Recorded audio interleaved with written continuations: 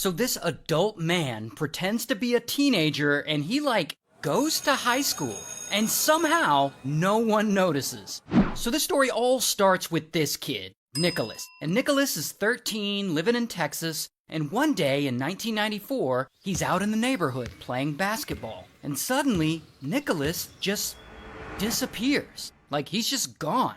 What happened to him? Well, we'll get to that. Meanwhile, all the way over in Europe is this French guy, Fred.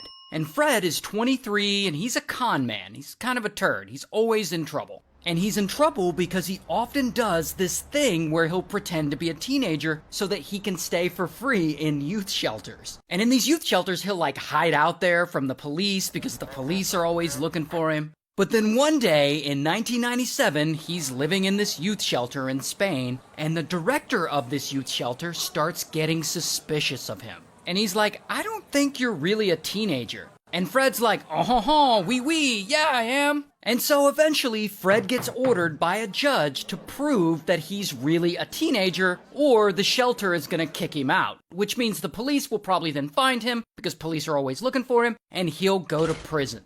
And that is when Fred comes up with this crazy idea. He'll just convince the judge that he's an American.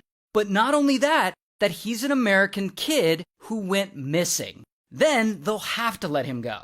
And so Fred gets to work. He calls the National Center for Missing and Exploited Children in the United States. And he convinces them that he's this missing kid. And he describes himself to them and they're like, yeah, we know of a missing kid that fits that description. And they fax over a photo. This photo of a missing teenage boy. A teenage boy who was out playing basketball 3 years before and suddenly just disappeared.